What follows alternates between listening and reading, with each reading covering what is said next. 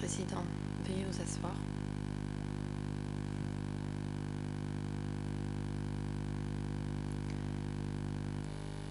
L'audience est ouverte.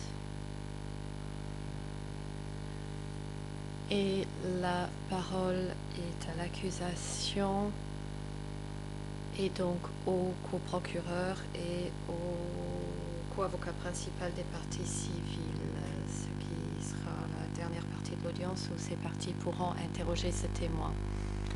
Vous avez la parole. Le coprocureur, Monsieur Kim Woon, avant la pause, vous nous aviez parlé de votre femme. La dernière chose que nous avez dit, c'était qu'elle travaillait proche du centre. Elle n'était pas liée à des agents. Elle travaillait proche du centre. Je l'encourageais à rester forte car nous étions connus par de nombreuses personnes et elle ne pourrait jamais être tuée.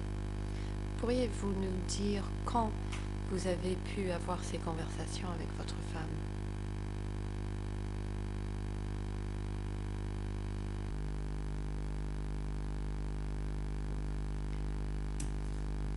Réponse. Je tiens à apporter une correction. Mon épouse ne travaillait pas pour le centre. Après la guerre, elle ne travaillait pas directement au centre. En fait, ce que j'ai dit tout à l'heure, c'est que certaines personnes ayant été retirées par le ministère ont été envoyées pour faire des travaux agricoles. J'en avais peur et j'ai voulu en parler à ma femme. Nous parlierons le soir, car pendant la journée, tout le monde devait travailler. Question. Votre épouse venait de quelle région du pays à l'origine?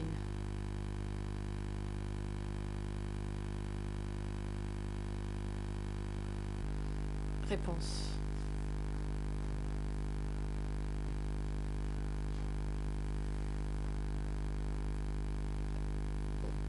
On ne savait pas très bien dans quelle ville elle était née, ni sa date de naissance. C'était la fille d'une famille de fonctionnaires qui avait déménagé à plusieurs reprises. Son père travaillait pour le ministère des Travaux publics.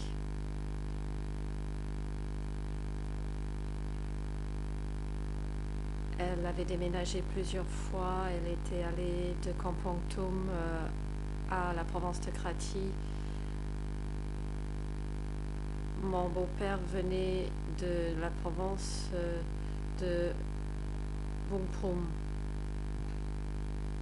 Ma belle-mère est née dans le village de Prekpream, dans la commune de Prekpak, dans le district de Stong Trang, dans la province de Kampong Chom. Avant le coup d'État, elle avait été envoyée travailler dans la province de Kratie. C'est pour cela que mon épouse a fait ses études à Kratie, dans une ville dans la province de Kratie. Question. Lors de votre audition par le bureau des co-juges d'instruction, vous avez dit que d'autres personnes avaient disparu en même temps que votre épouse et vous avez mentionné Pang, Kat et Choi. Est-ce exact? Réponse. Oui.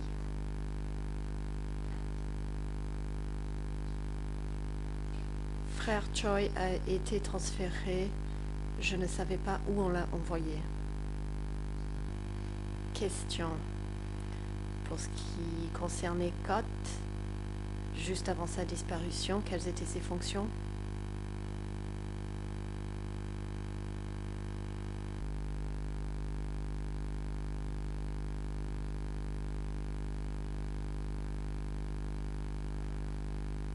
Kot avait des responsabilités de gestion au sein du service de la propagande. Avant cela, il travaillait dans la section des journaux. Par la suite, il a été nommé par le ministre à l'équipe de direction du ministère de la Propagande. Scott était le directeur adjoint. Il travaillait avec Choi. Ce service devait rédiger des articles de nouvelles pour la radio. Question. Dans votre déclaration, vous avez dit que des dirigeants de l'Office de la propagande avaient également disparu. Hunim et Tip Hall. Est-ce exact?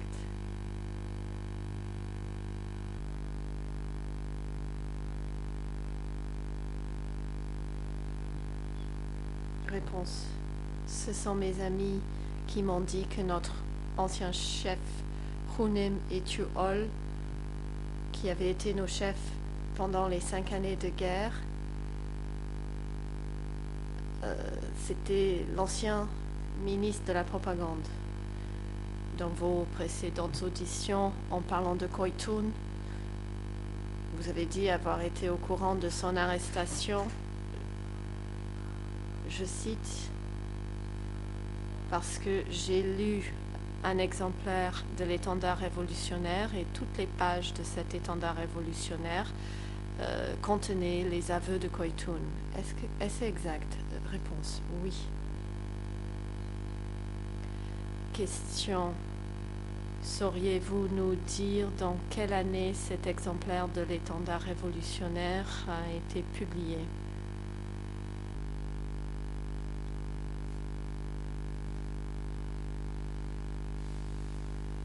Réponse. Je ne m'en souviens pas très bien. Je me souviens de l'histoire de Koitun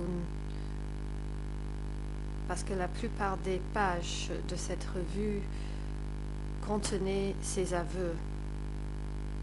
Quant à la date de ce numéro, je ne m'en souviens pas. Question. Merci. Concernant l'organisation du ministère de la Propagande et de l'Éducation, après la disparition de Hunim, est-il exact que Yunyat a ensuite pris la responsabilité des 2 ministères?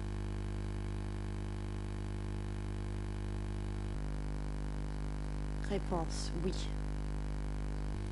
Question. Lors de vos précédents entretiens, vous avez également dit que à un moment donné, Nunchea était responsable du bureau de la propagande. Est-ce correct?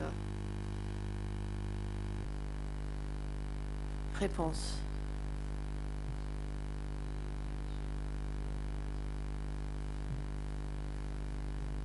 En fait, il n'en était pas responsable à proprement parler, mais lorsque Yunyat était absente, il était là pour gérer directement le travail quotidien. Question.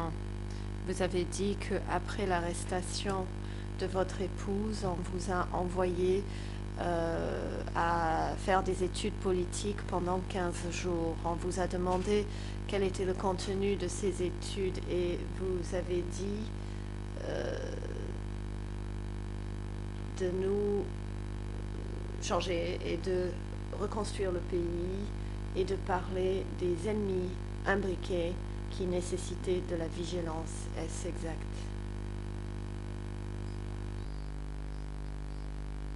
Réponse, oui.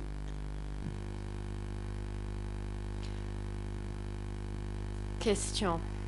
Par la suite, avez-vous été transféré pour être le président de l'émission de radio de Kampuchea?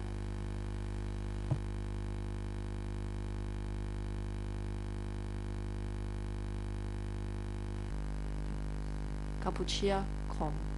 Réponse. Oui, c'est juste. Question. Lorsque vous présidiez cette émission, travaillez-vous dans un des ministères à Phnom Penh ou étiez-vous ailleurs?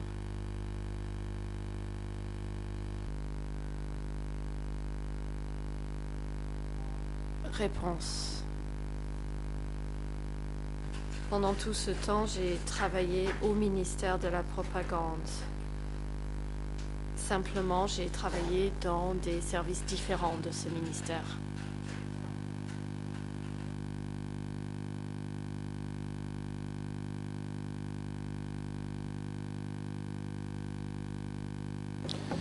Mr. Kim Vaughan, when you were asked in your earlier interview, le procureur.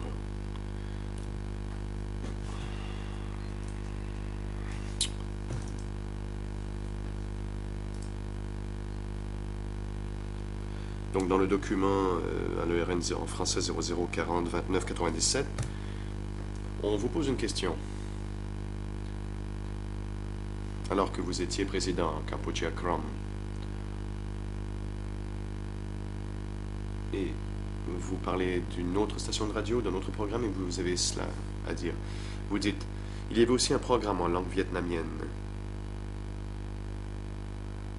qui diffusait des aveux de prisonniers de guerre vietnamiens.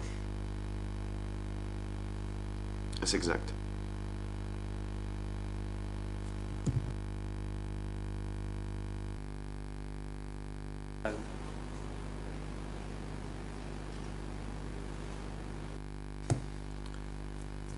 L'interprète signale qu'il n'a pas entendu la réponse car le micro n'a pas été allumé assez rapidement.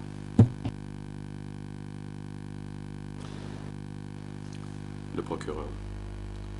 Vous souvenez-vous du nom du programme qui était diffusé à la radio et qui diffusait les aveux de prisonniers de guerre vietnamiens?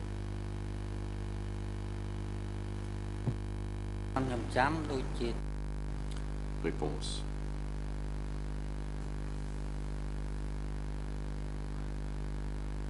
D'après mes souvenirs,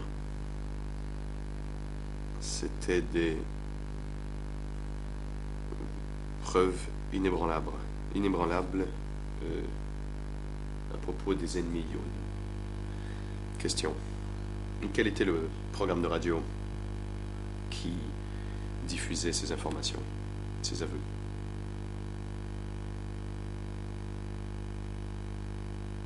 Réponse.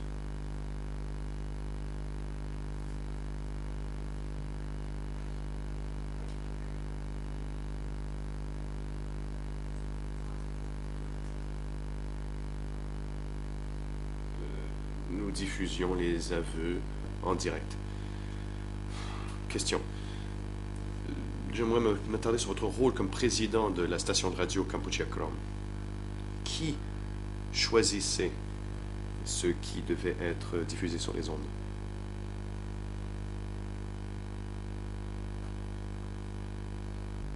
Réponse. Deux sources. D'abord, la frontière. Et la seconde, nous devions rédiger conformément aux informations que donnaient les prisonniers de guerre vietnamiens. Ces prisonniers et les Khmer Krom partageaient le même territoire. Donc,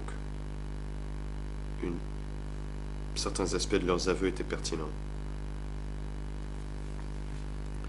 Et comme nous ne comprenions pas la langue vietnamienne, nous devions avoir l'aide des Vietnamiens ou des Khmer Krom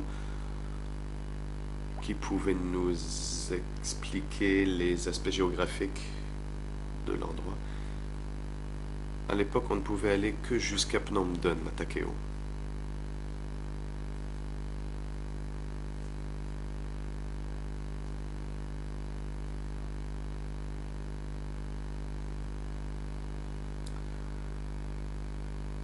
Et en nous rendant sur place, on pouvait comprendre le contexte géographique.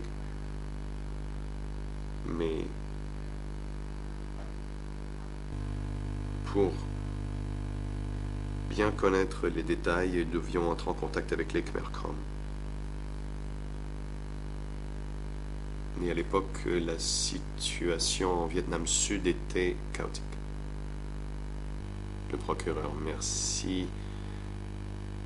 Et si l'on pouvait, si vous pouviez concentrer votre réponse sur la station de radio, la vôtre, celle de Kampuchea Krom, y a-t-il eu jamais diffusion de discours?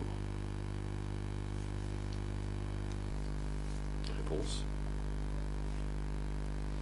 Non. Pas dans mon programme de radio. Nous ne faisions que diffuser des textes que nous rédigions. Et les voix étaient celles des Khmer Krom.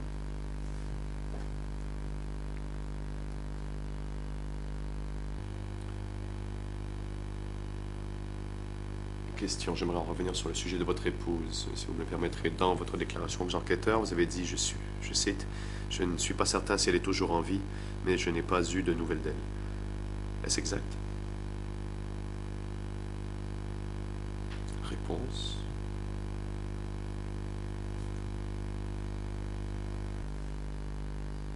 Oui. Question. Cette incertitude demeure-t-elle depuis 1977? Réponse.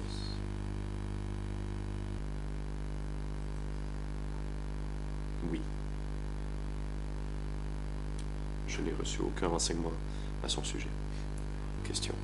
Pour que j'ai bien compris, depuis 1977, est-ce que qui que ce soit dans une position d'autorité vous a montré un document qui vous aiderait à savoir exactement ce qui lui est arrivé?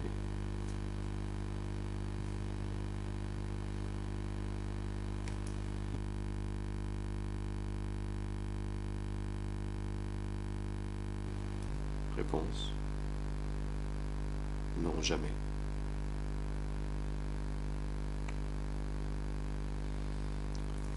Je n'ai reçu aucun renseignement à part ceux des séances d'études pendant lesquelles on m'avait dit que mon épouse faisait partie d'un réseau d'espions de la CIA.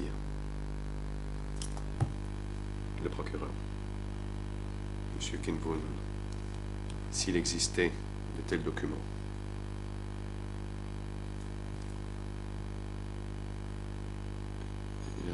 voudriez-vous les lire de vos propres yeux afin de pouvoir apaiser votre esprit?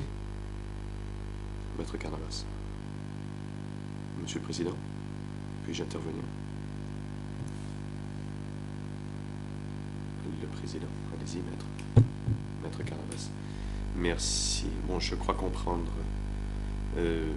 vers où se dirige le procureur. Je pense que c'est gratuit. Et il ne sert à rien de poser une telle question et la réponse est tout aussi inutile. Je vous remercie. Le procureur. Ça ne me semble pas être une objection sur un fondement juridique. J'aimerais montrer un document au témoin.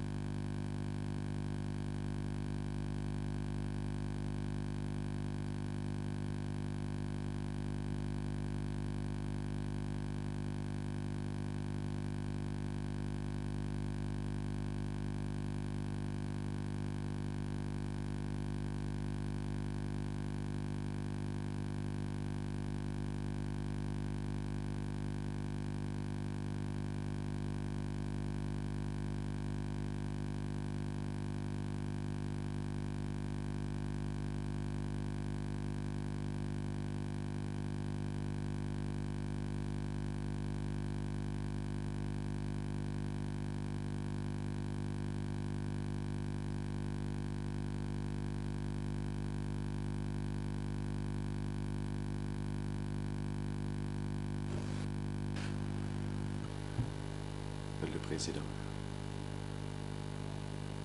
Monsieur le procureur, veuillez, je vous prie, donner la cote du document que vous souhaitez montrer aux témoins.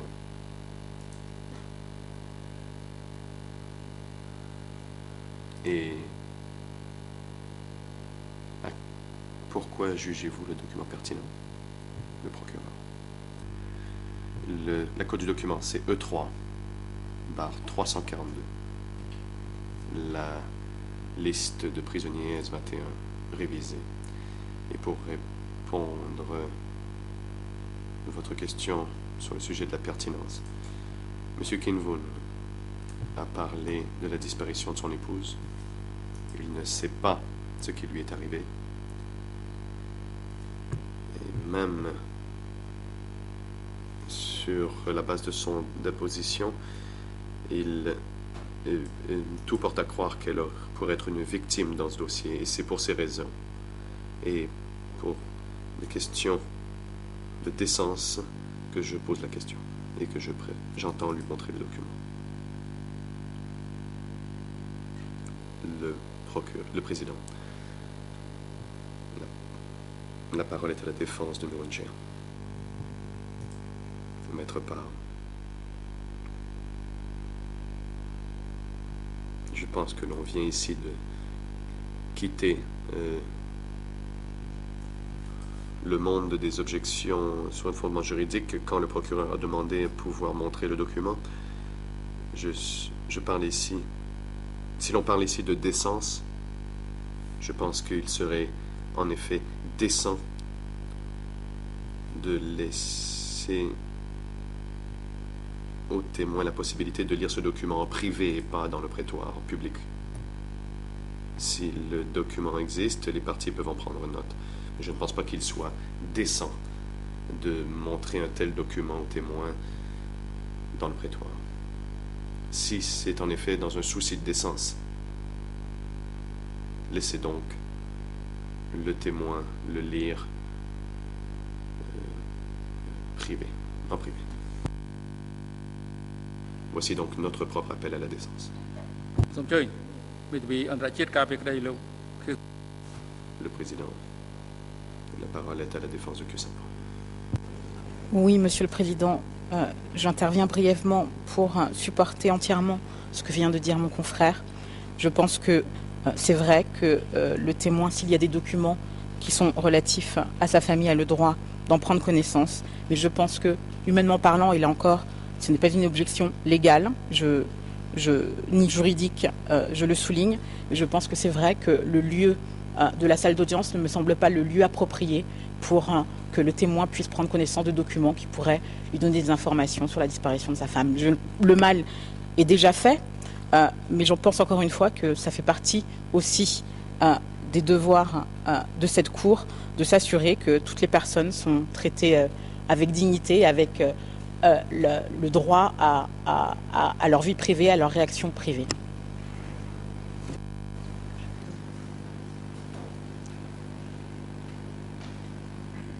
Le président. Maître Carnavas. Maître Carnavas. En effet, c'était le but de mon objection. Monsieur le Président, un peu de décence. Le procureur. Je suis tout à fait d'accord avec ce que le président interrompt. Monsieur le procureur, veuillez attendre. La parole est d'abord à la partie civile. Oui, merci Monsieur le Président. La partie civile partage l'avis de la défense sur cette question. Je crois qu'il est important pour les parties que cette pièce soit mentionnée au débat, mais je pense que si le témoin doit en prendre connaissance, il doit en prendre connaissance en privé, mais pas dans le prétoire.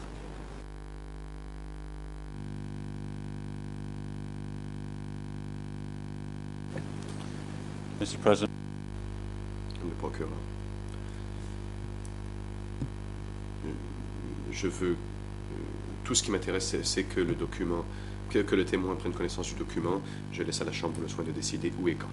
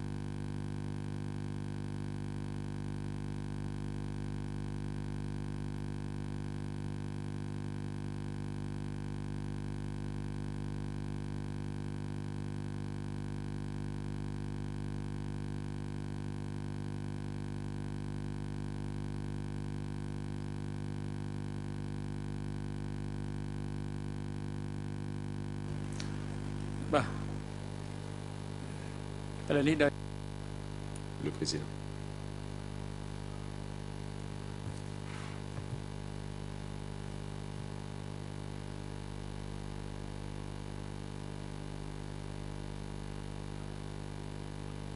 Sur le sujet du document,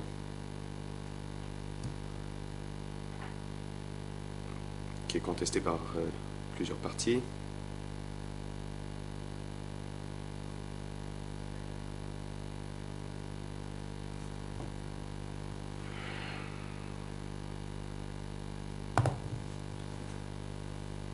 Dans un souci de respect de la dignité de la vie privée, ceci aurait dû être fait par le truchement de la section d'appui aux témoins et aux experts. La Chambre se prononce contre le fait de montrer le document aux témoins. Si le procureur a d'autres questions à poser, allez-y. L'accusation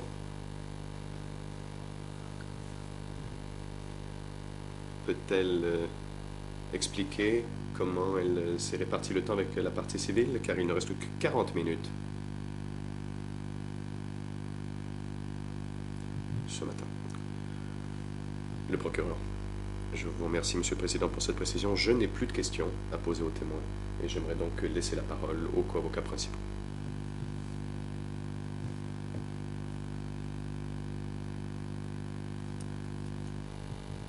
Le Président. Merci beaucoup. La parole est à la partie civile. La partie civile, Monsieur le Président, j'aimerais dire que j'essaierai de terminer mes questions avant la pause déjeuner. J'aurai peut-être besoin d'une quinzaine de minutes après le déjeuner, si je puis donc avoir 15 minutes de plus.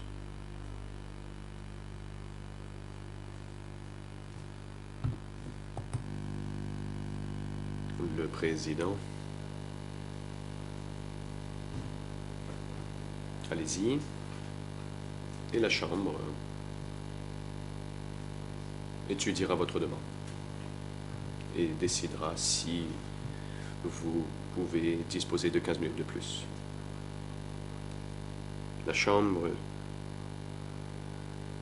souhaite que les audiences se déroulent de façon efficace et nous jugerons le mérite de votre demande sur la base des questions que vous allez poser. La Chambre indique clairement qu'elle souhaite un déroulement rapide de la procédure. La partie civile, donc bon après-midi, tout le monde ici présent. Je suis conseiller de la partie civile, Monsieur Kim Voon. J'aimerais d'abord parler de votre arrivée à Phnom Penh. Vous avez dit hier que vous étiez arrivé à Phnom Penh autour du 20 avril 1975. Et ma question est la suivante. À votre arrivée à Phnom Penh,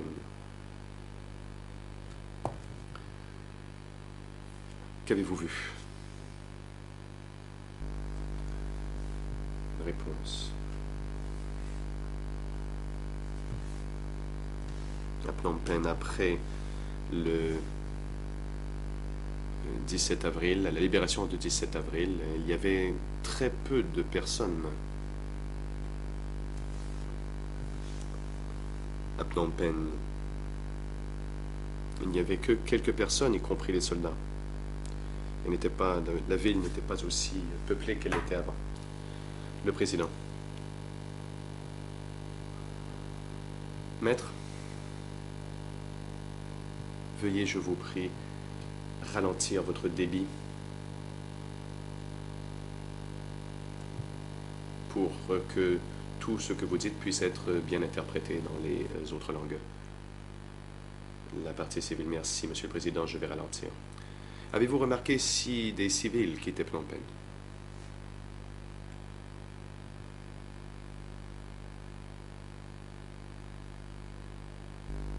Réponse.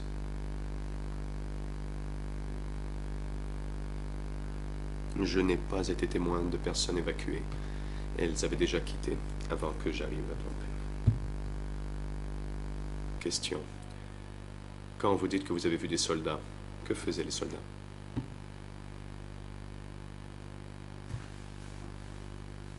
Réponse.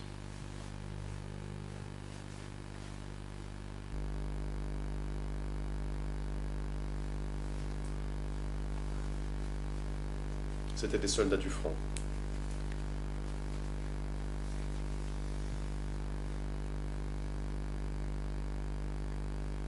Qui étaient à leurs endroits respectifs.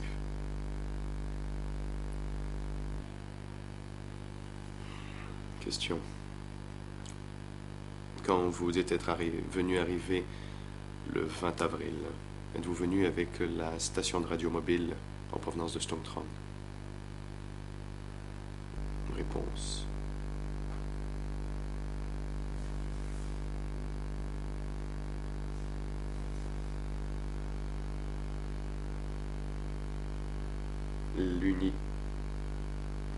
La station de radio mobile était partie en premier. Et moi, je suis venu par la suite dans un camion qui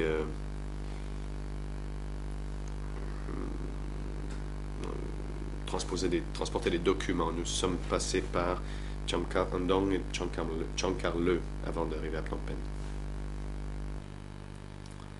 Question. J'aimerais passer à un autre sujet. Vous dites qu'entre 1975 et la fin du régime du Kampuchea démocratique, vous avez travaillé comme rédacteur aux nouvelles, puis comme président de la station de radio Kampuchea Krom. J'aimerais que l'on parle d'abord de votre rôle comme rédacteur de nouvelles. Quand avez-vous commencé à travailler comme rédacteur au ministère de la Propagande? Réponse.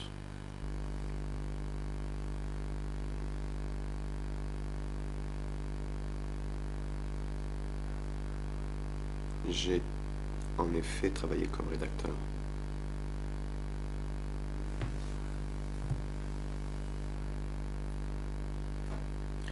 Sous le régime du front, je travaillais à l'impression. Je travaillais avec M. Hunim et De Paul comme rédacteur. Il m'arrivait de préparer des textes pour eux. Ces deux personnes, donc, m'ont formé pendant tout ce temps. Ma tâche principale n'était pas la rédaction.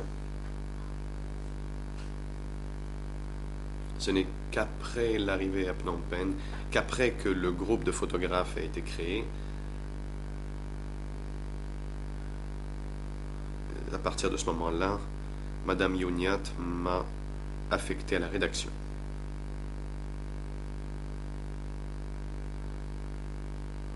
C'était ma tâche principale à partir de 1975. Question. Avez-vous donc commencé à rédiger? Était-ce peu après la libération ou longtemps après la libération que vous êtes devenu rédacteur de nouvelles?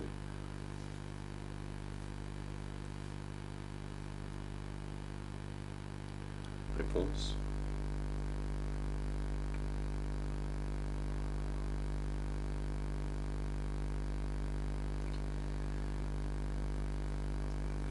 J'ai commencé dès le moment où j'étais sous la responsabilité du ministre Hunim.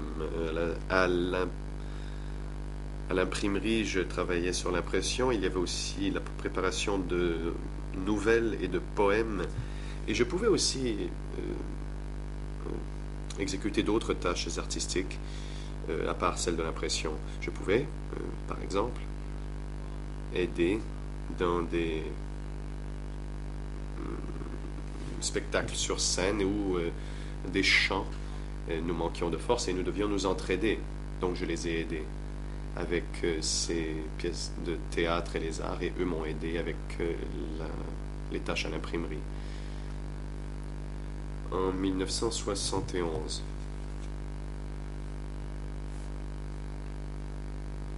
je n'étais pas encore un rédacteur de plein droit, car je devais m'exercer à la rédaction.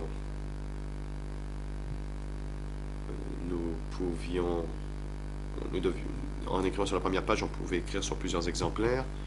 Et parfois, le ministre de la Propagande avait besoin d'aide et donc avait recours à mes services. Et c'est comme ça que j'ai appris sur le tas. J'ai aussi travaillé sur des documents à propos du parti. J'ai travaillé à par exemple à travailler pour expurger les documents pour qu'ils puissent ensuite servir aux nouvelles du front. C'est ce que j'ai fait pour le parti. Question. J'aimerais que l'on parle de la période après la libération d'avril 75. Et quand vous êtes devenu rédacteur pour les nouvelles, était-ce peu après la libération, le 17 avril, ou était-ce longtemps après le 17 avril 1975?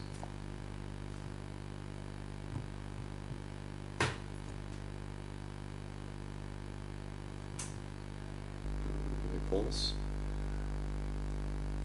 Eh bien, c'est ce que j'ai dit plus tôt.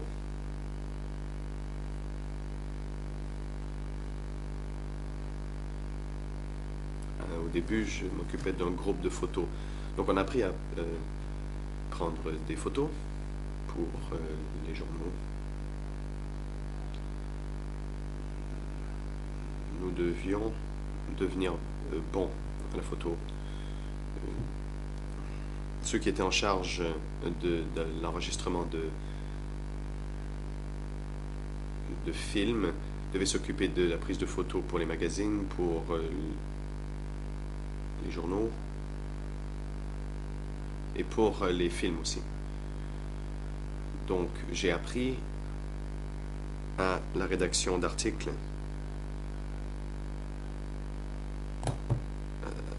J'ai appris à rédiger des articles car tout ce que je savais faire, c'était prendre des photos.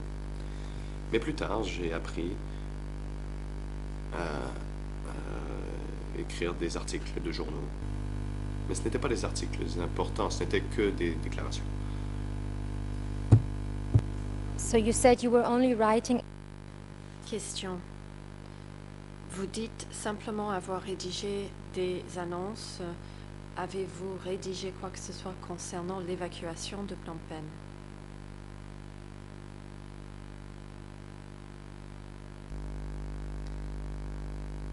Réponse.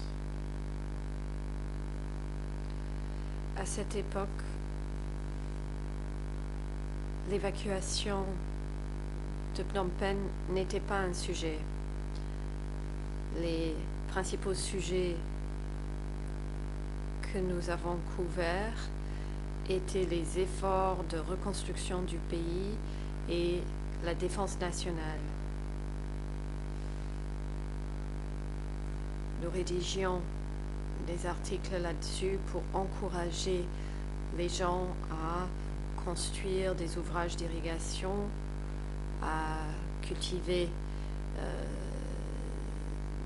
des terres et faire des travaux agricoles. Nous n'avons pas parlé de l'évacuation. Nous n'étions pas censés en parler puisque les informations concernant ces déplacements des populations étaient des informations contrôlées. Nous ne pouvions pas écrire librement. Il y avait une ligne du parti que nous devions suivre. Question. Vous avez dit que ces informations étaient contrôlées. Qui vous contrôlez en termes de ce que vous étiez autorisé à écrire et non?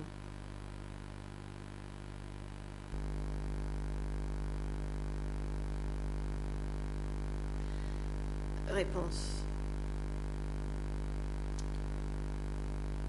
Pendant la période où Hunim, Tuol et Yonyat étaient les dirigeants, c'était eux qui donnaient ces consignes. Mon supérieur direct recevait des consignes de la part de ses supérieurs qu'il nous relayaient. Question. Vous avez dit que certaines informations ne devaient pas être publiées dans la presse. À qui était destiné ce journal? À quel public?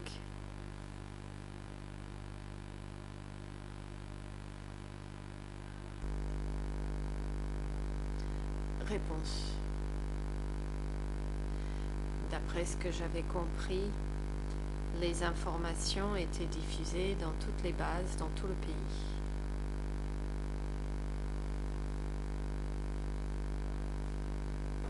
Il y avait des messagers.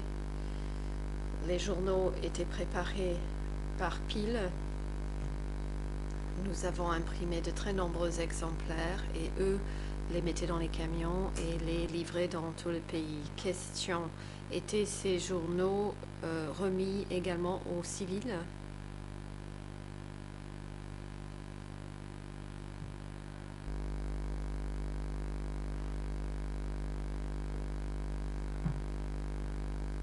Réponse. J'ai demandé à d'autres personnes. Normalement, après avoir imprimé le journal, nous avions un retour qui nous indiquait si ces journaux avaient été distribués dans les bases et à la population. Je ne savais pas avec certitude si la population civile recevait ce journal. À certains endroits, comme je l'ai indiqué,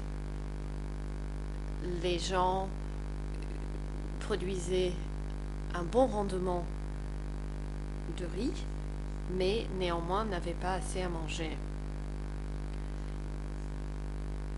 Il en allait de même pour le matériel reçu après la guerre. Il y avait beaucoup de matériel stocké dans des entrepôts, mais qui n'ont pas été fournis à la population. Pour revenir au sujet du journal, il était peut-être livré à la population, peut-être l'ont-ils vu, je ne le savais pas. Le transport était difficile à cette époque. Parfois, on pouvait le livrer à la population civile. À certains endroits, le contenu de ce journal était largement diffusé.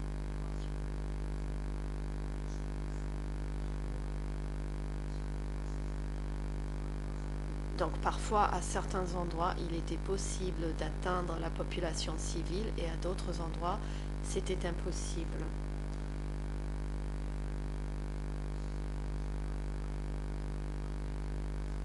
Les situations étaient différentes. Par exemple, à Phnom Penh, les gens avaient de quoi à manger, alors qu'à la campagne, ils n'avaient rien à manger. Il en allait de même pour la distribution du journal. Certaines régions les recevaient, d'autres ne les recevaient pas. Question. Vous avez dit qu'à la campagne, certaines régions n'avaient pas suffisamment à manger. Étiez-vous autorisé à en parler dans votre journal?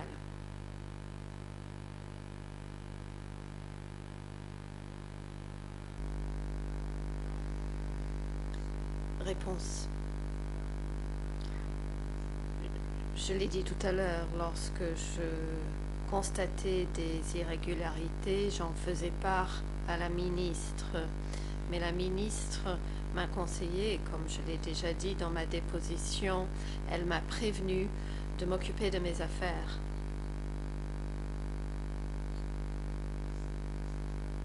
Je n'ai donc pas fait part de ces informations à d'autres. Question. Quelle était la différence entre le journal sur lequel vous travailliez et l'étendard révolutionnaire ou la jeunesse révolutionnaire?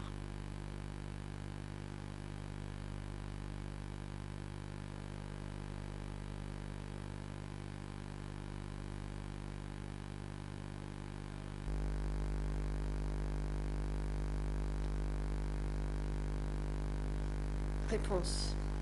L'étendard révolutionnaire était un document interne au parti. Même moi, je ne lisais pas tous les exemplaires. Normalement, cette revue était imprimée et envoyée aux membres du parti. Il était destiné aux cadres et de l'autorité supérieure. J'étais moi-même cadre, mais je n'étais pas membre du parti.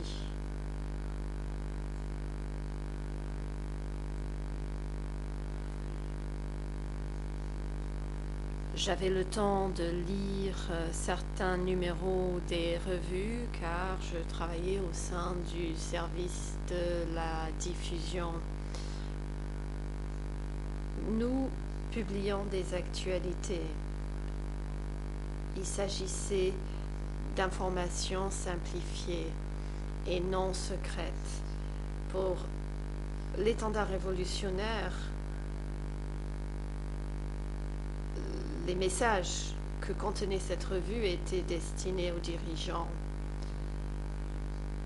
Les journaux et les magazines d'images étaient à destination du public. Nous recevions des informations de la part du public et nous diffusions des informations vers le public. Voilà pour ce qu'il s'agissait du journal. Pour ce qu'il y a de l'étendard révolutionnaire, les informations ne provenaient pas des masses. Ces informations provenaient des dirigeants. Il y avait des orientations données par les dirigeants pour former les cadres des échelons inférieurs. Question. Vous avez dit hier que parfois vous étiez contraint de lire l'étendard révolutionnaire afin de rédiger vos articles pour le journal. Quels sont les articles que vous avez rédigés sur la base de votre lecture de l'étendard révolutionnaire?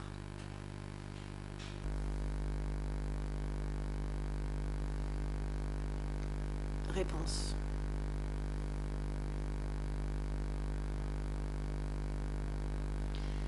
C'était en général des articles d'information concernant la construction du pays et la défense nationale. Je sélectionnais des extraits d'un article de la revue. Si nous devions parler des travaux agricoles, par exemple, alors il fallait élaborer là-dessus, par exemple sur la reconstruction du pays et la défense nationale, en parlant du grand bond en avant. C'était à nous d'écrire des articles plus décidés. Par exemple, l'objectif de 3 tonnes de riz par hectare était un objectif dont nous devions parler plus en détail pour qu'il y ait un excédent de production destiné à l'exportation. C'était un sujet qu'il fallait détailler. Donc, il fallait choisir ces sujets et puis les détailler pour l'information du public. Question. Vous dites donc que... Pourrait-on dire que le journal servait à relayer aux masses populaires des consignes qui étaient détaillées dans l'étendard révolutionnaire? Réponse. Oui, c'est cela. Question. Vous avez dit qu'en tant que journaliste, vous vous rendiez sur le terrain ou dans les provinces pour prendre des photos afin d'écrire les nouvelles. Donc à cette époque, vous vous rendiez dans quelle région?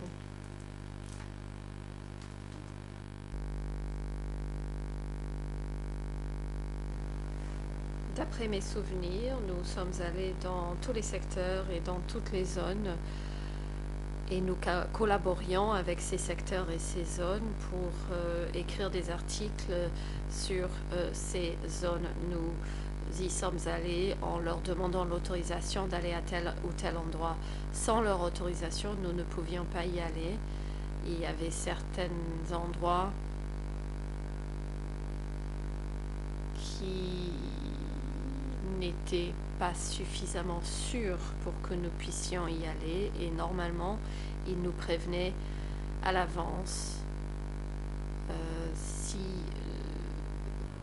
les articles qu'on cherchait à rédiger concernaient ce genre de zone. Question. À quelle fréquence vous êtes-vous rendu dans les provinces? Réponse. J'y allais assez souvent en fait. Parfois j'y restais 2 jours, 3 jours, 5 jours, voire une semaine ou une quinzaine de jours. Question. Aviez-vous la possibilité de choisir le moment de ces déplacements et votre destination, ou est-ce que quelqu'un vous disait où il fallait aller et à quel moment?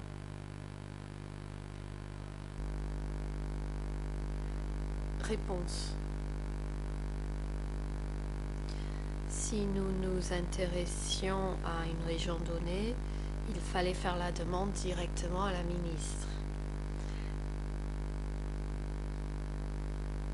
C'était les ministres qui demandaient à l'autorité supérieure un laissez-passer afin que nous puissions y aller. Question. Vous dites, lorsque vous vous intéressiez à une certaine région ou endroit, comment comment choisissiez-vous l'endroit qui vous intéressait?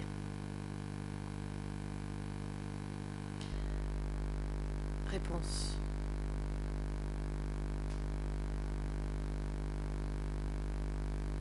Comme je l'ai dit, à cette époque, nous nous intéressions à un certain nombre de sujets. Et c'était en allant sur le terrain, en voyant directement ce qui se passait, que nous pouvions prendre connaissance des détails. Cela nous permettait de prendre des photos aussi, afin d'écrire des articles intéressants pour le journal. C'est en nous rendant sur place que nous avions les idées pour rédiger les articles. Parfois, nous recevions des informations, mais nous ne connaissions pas la situation et donc le ministère nous renvoyait sur le terrain.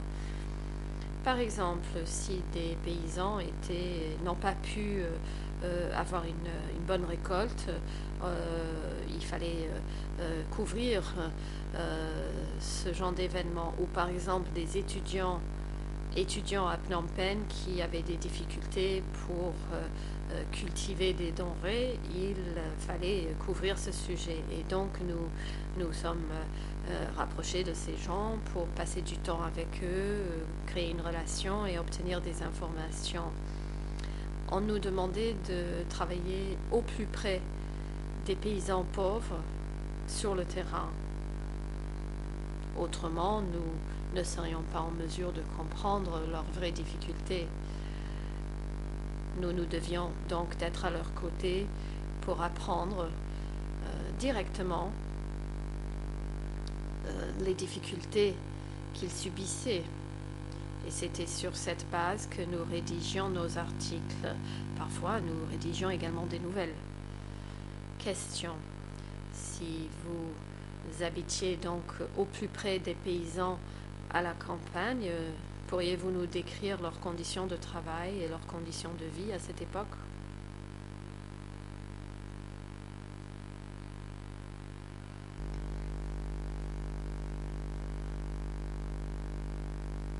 Réponse. Oui, je suis en mesure de le faire. Question. Pouvez-vous donc nous décrire comment ces gens vivaient et comment travaillaient-ils?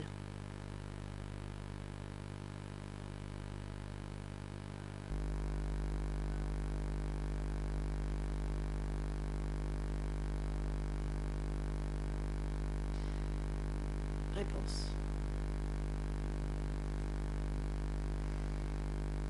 Quel que soit l'endroit où nous souhaitions aller, il fallait d'abord obtenir l'autorisation préalable de nos supérieurs. Nous ne pouvions pas y aller de notre propre chef.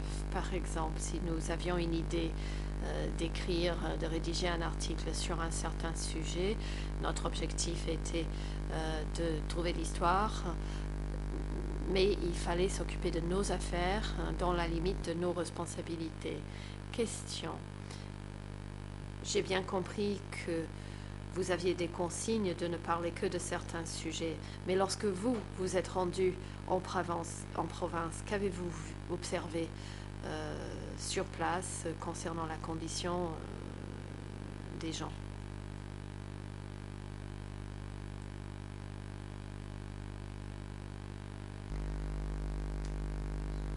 Réponse. Normalement, nous étions bien reçus. Je n'ai pas observé de pénuries alimentaires, de faim, ni de grandes difficultés. Dans les endroits où je me suis rendue, je n'ai pas observé des gens vivant dans des conditions de grande misère. J'ai surtout observé une grande activité de travaux agricoles ou d'autres travaux tels que la construction de canaux ou de barrages sur les tributaires du fleuve, par exemple.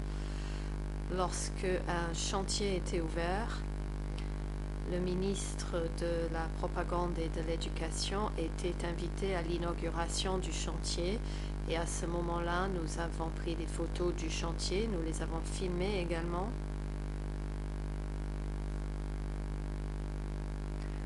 Afin de faire la promotion du mouvement. À d'autres endroits,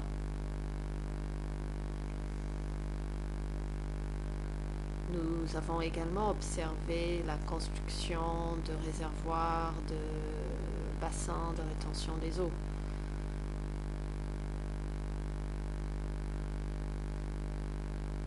Normalement, nous y allions en compagnie d'un représentant du ministère de la Propagande et de l'Éducation. Parfois, il n'y avait qu'un seul représentant du ministère. Nous voyagions ensemble dans le même camion. Nous n'avons pas observé de conditions de misère, de faim. Nous nous sommes rendus uniquement dans des endroits où les gens avaient assez à manger et voir leurs conditions physiques, ces gens étaient en bonne santé. Question. Il y a quelques minutes, vous nous avez mentionné qu'à la campagne, les gens n'avaient pas assez à manger et que l'on vous interdisait d'en parler dans les nouvelles. Vous nous dites aujourd'hui vous êtes rendu uniquement dans des endroits où vous n'avez jamais observé de faim et que les gens avaient toujours à manger. Vous avez dit aussi il y a quelques instants avoir vécu aux côtés des paysans pour connaître leur vie difficile.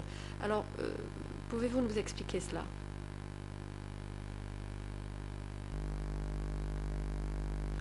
Réponse. Il y a deux aspects que j'aimerais expliquer. Premièrement, concernant la faim,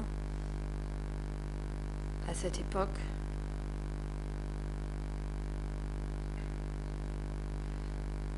parfois, nous souhaitions couvrir des zones où il y avait la famine. J'ai travaillé dans le secteur 25 à Ankatum. Dans ce secteur, il y avait des gens du peuple nouveau, des gens de Phnom Penh. Là, à cet endroit, j'ai vu que c'était surpeuplé.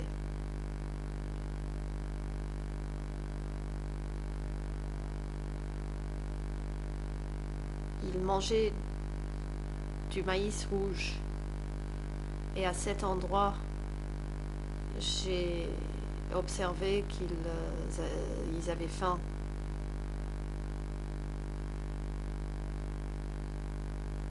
Il y avait de la famine. À d'autres endroits, nos dirigeants nous ont fait venir dans des endroits où les gens mangeaient à leur faim. Ils ne nous envoyaient pas dans des endroits où les gens souffraient de famine. À Phnom Penh, c'était pareil. Il n'y avait pas de pénurie alimentaire.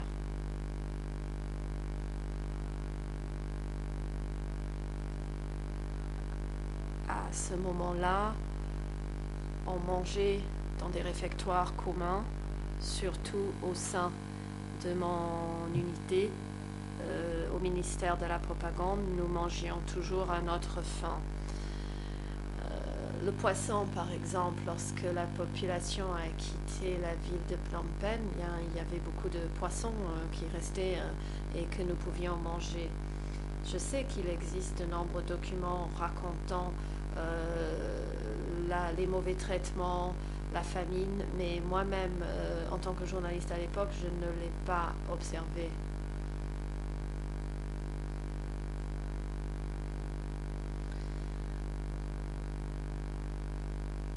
La première fois que j'ai observé ce genre de grandes difficultés et de famine, c'était à cet endroit que je viens de décrire où les gens n'avaient rien à manger à part du maïs rouge. Question. Vous avez dit que des membres du peuple nouveau sont arrivés dans le secteur 25. Qu'entendez-vous par peuple nouveau? Réponse. Le peuple nouveau, c'était ceux ayant été évacués de Phnom Penh. Ils étaient nombreux. Dans ce secteur, il y avait beaucoup de gens arrivant de Phnom Penh parce que c'était proche de Phnom Penh.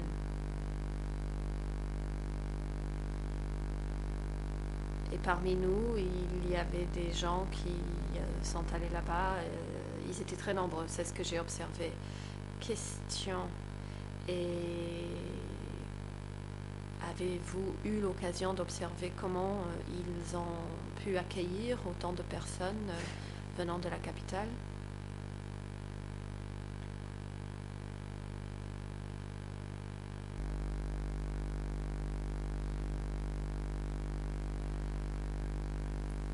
Réponse. Bien, on peut comprendre que la région était le secteur était très peuplé, c'était comme un arrivage de réfugiés. Il n'y avait pas les Nations Unies sur place. Et donc, la situation était ainsi. Le 17 avril, c'était après le Nouvel An Khmer, et la saison des pluies s'approchait. Il fallait donc vivre en communauté, utiliser des bâtiments publics tels que des pagodes et des maisons abandonnées. Nous devions vivre en communauté de façon collective. Je ne sais pas comment l'autorité locale à cet endroit en particulier s'est organisée. Bien sûr, il devait accueillir un grand nombre de personnes. C'était après la guerre, donc il n'y avait pas grand-chose à manger. Cela peut se comprendre. Même à Phnom Penh, à la fin de la guerre, nous manquions même de sel à manger.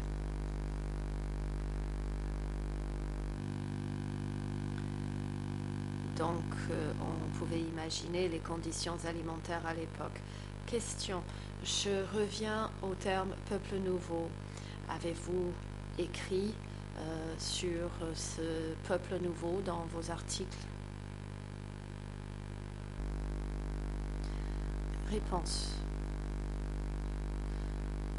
Dans notre politique rédactionnelle, nous ne faisions aucune différence entre le peuple ancien et le peuple nouveau. Et d'ailleurs, nous n'étions pas autorisés à faire cette distinction. Cette distinction était mentionnée dans l'étendard révolutionnaire, mais dans notre journal, on nous interdisait de faire la différence. Une partie de notre journal était copiée pour la radio, donc nous sélectionnons simplement des extraits qui n'auraient pas d'impact sur la ligne du parti. Nous recevions des consignes de nos supérieurs que la radiodiffusion était une sorte d'artillerie, qu'elle avait un impact énorme. Avant de diffuser le moindre article à la radio, cet article devait être relu à de nombreuses reprises. Nous ne pouvions pas le diffuser de notre propre initiative. Il fallait d'abord l'envoyer à être vérifié, relu. Le rédacteur en chef devait tout contrôler pour en limiter l'impact. Question. Vous avez dit que l'étendard révolutionnaire mentionnait le terme peuple nouveau. Pouvez-vous me dire ce qui était écrit dans l'étendard révolutionnaire concernant le peuple nouveau?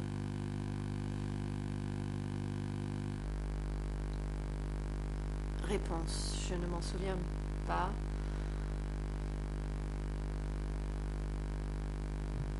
Je ne l'ai pas lu directement. Je faisais référence à l'autorité ou à l'autorisation. Le journal, notre journal, n'était pas autorisé à parler des choses secrètes.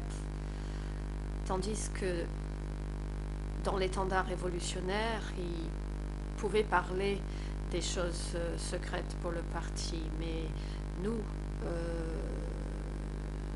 devions nous limiter à des sujets d'ordre général.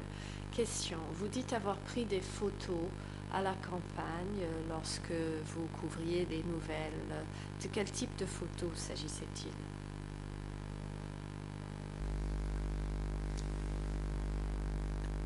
Réponse. Nous avons pris essentiellement des photos destinées au magazine. C'était des images fixes pour le journal ainsi que quelques vidéos pour faire des films. Nous avons photographié les événements importants. Nous ne parlions pas des accidents de circulation tels qu'on peut le lire dans les actualités aujourd'hui au Cambodge. Nos dirigeants nous demandaient de parler de la construction du pays et de rédiger des articles qui motivaient les gens à s'instruire dans ce sens. Question, est-ce qu'il y avait les mêmes restrictions sur la prise de photos que les restrictions qui s'appliquaient à la rédaction des articles? Réponse.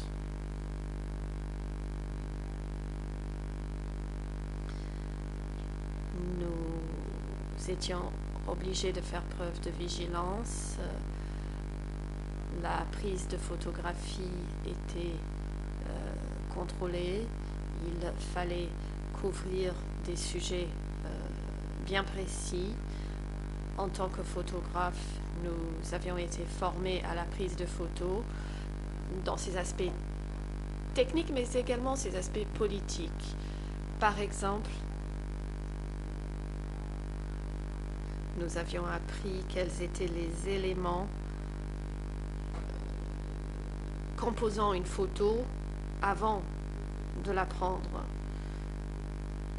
Il fallait se demander si la photographie, une fois prise, contribuerait à la construction du pays.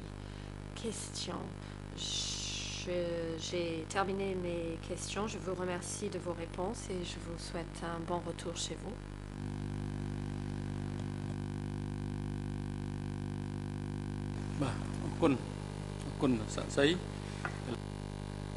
Le président, merci maître. Merci monsieur le témoin. Nous allons suspendre l'audience jusqu'à 13h30 et à la reprise des audiences après le déjeuner, nous poursuivrons la déposition de ces témoins. Huissier d'audience, veuillez aider le témoin pendant la pause déjeuner. La défense de Nunchia, vous avez la parole. Je vois que vous vous êtes levé. La défense de Nunchia, merci Monsieur le Président. Notre client souhaite suivre l'audience de cet après-midi depuis sa cellule de détention temporaire. Il souffre de maux de tête et de difficultés à se concentrer. Le document de renonciation est prêt.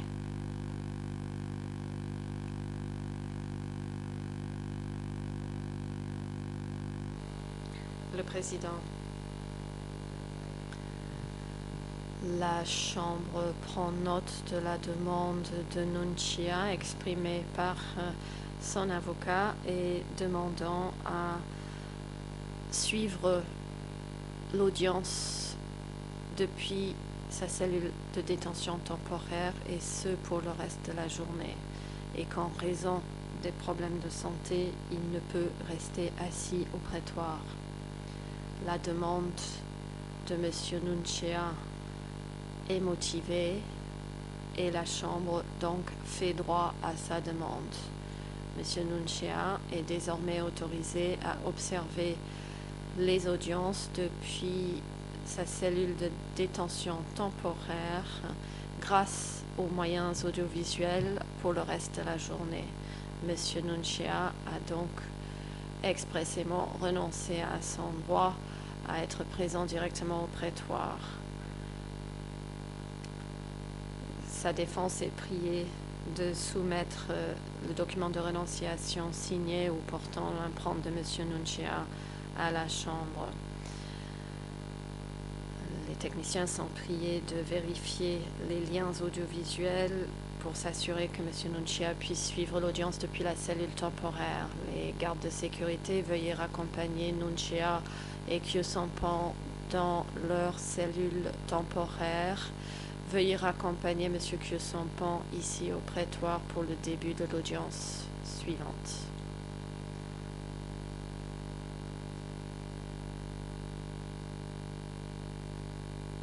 L'audience est suspendue. គុំជើញក្រោកឈរ